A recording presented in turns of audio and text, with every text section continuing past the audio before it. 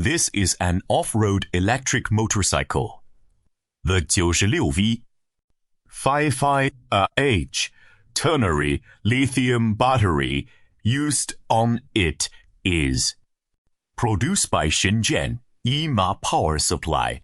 The entire battery has a full metal casing, which has strong impact resistance.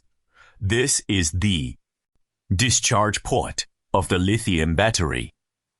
This discharge port can handle a current of 150A and is very easy to plug and unplug. This is the charging port of the battery.